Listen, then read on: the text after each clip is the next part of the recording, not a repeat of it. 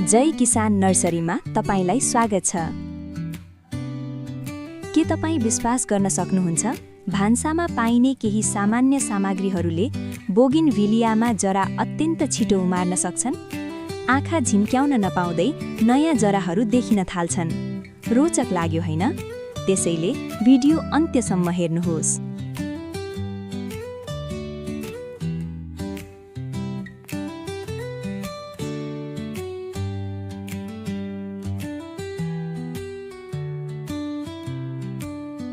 सबैभन्दा पहिले हामी कटिङ वरिपरिका अनावश्यक पात र हाँगाहरू हटाउँछौँ ताकि बिरुवाले आफ्नो ऊर्जा पातहरूमा नभई जरा विकासमा प्रयोग गर्न सकोस्।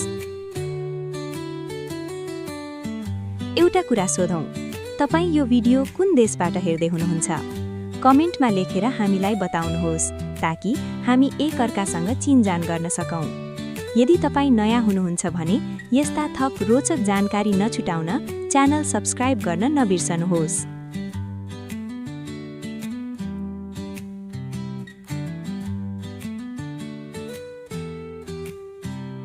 अब कटिङको काटिएको भागमा हल्कासँग लसुन दल्नुहोस्।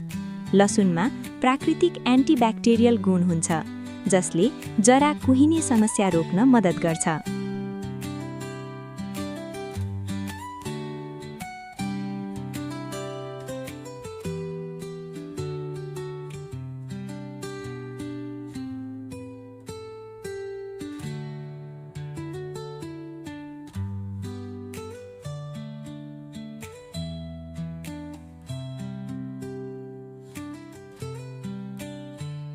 अब एउटा कपमा 5 चम्चा चामल हाल्नुहोस्।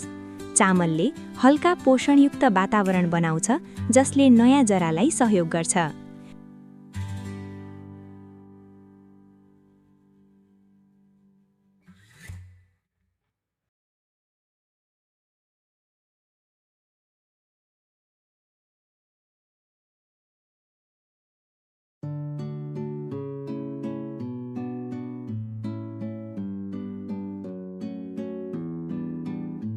प्याजमा पनि यस्ता तत्त्वहरू हुन्छन् जसले जरा बढ्न मद्दत गर्छ र फङ्गसजन्य रोगलाई कम गर्छ।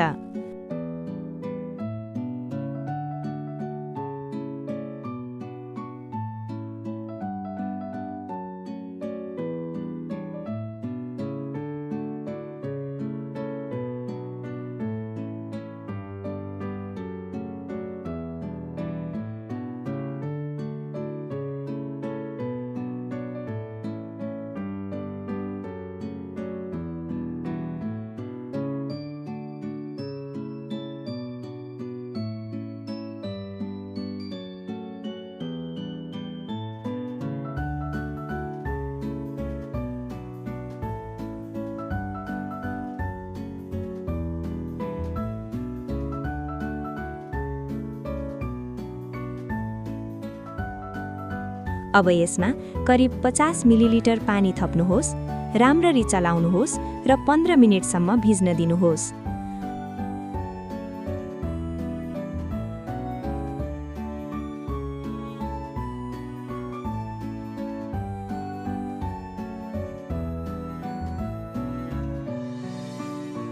अब हामी प्लान्टिङ मिडियम तयार गर्छौँ र यहाँ हामी सफा बालुवा प्रयोग गर्छौँ।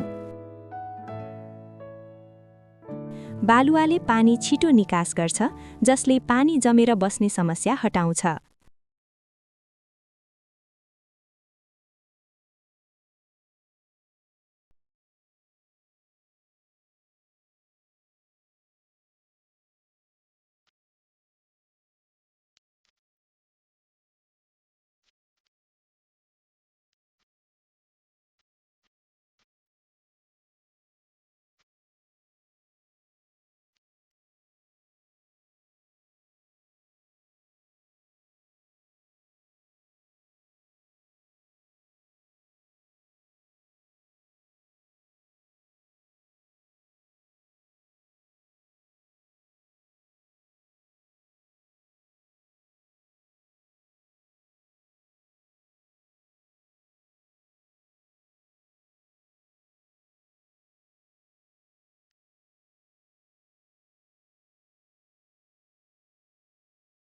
कटिङ रोपेपछि यसलाई प्लास्टिकको झोलाले ढाक्नुहोस् ताकि भित्रको नमी कायम रहोस्।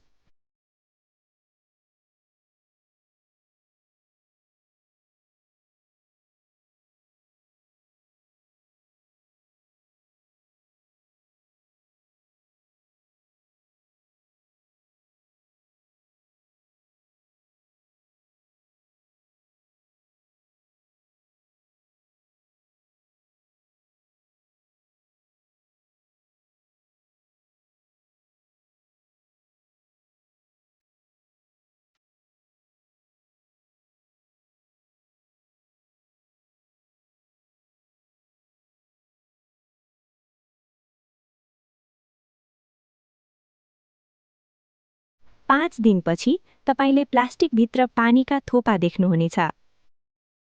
यसको अर्थ भित्रको आर्द्रता सन्तुलित र स्थिर छ।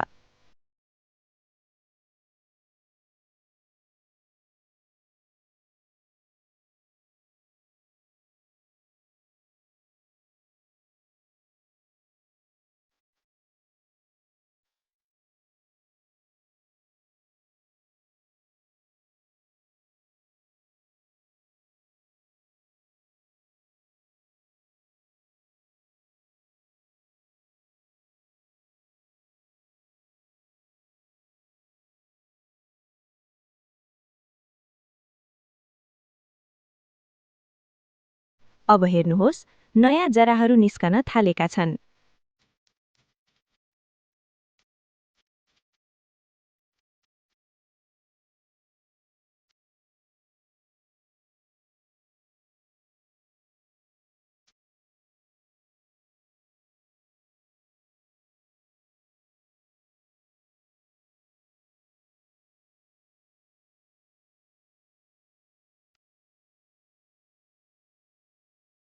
झन्झन सेता, सफा जराहरू देखिन थाल्छन्।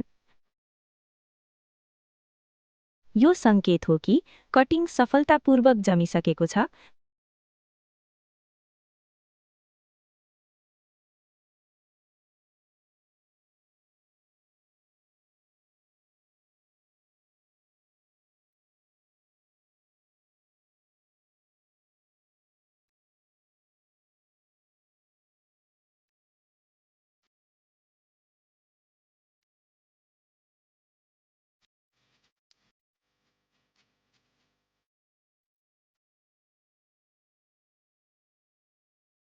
र नयाँ बिरुवाको रूपमा विकास भइरहेको छ। यो विधि केवल बोगिनविलियाका लागि मात्र होइन, गुलाब, गुडहर, जसलाई जबा पनि भनिन्छ, र आरुको फूल जस्ता बिरुवामा पनि उत्तिकै प्रभावकारी हुन्छ।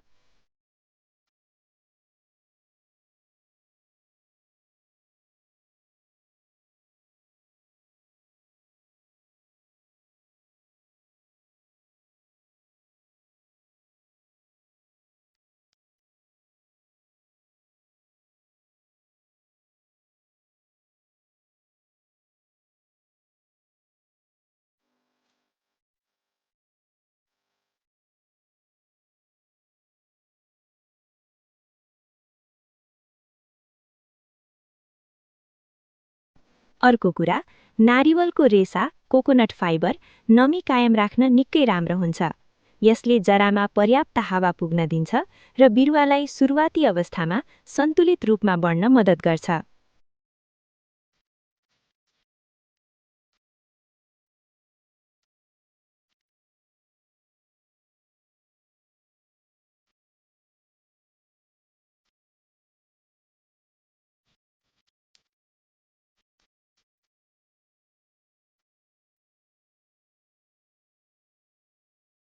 अन्त्यसम्म हेर्नुभएकोमा धन्यवाद। यदि यो जानकारी उपयोगी लाग्यो भने च्यानल सब्स्क्राइब गरेर हामीलाई सहयोग गर्नुहोस्।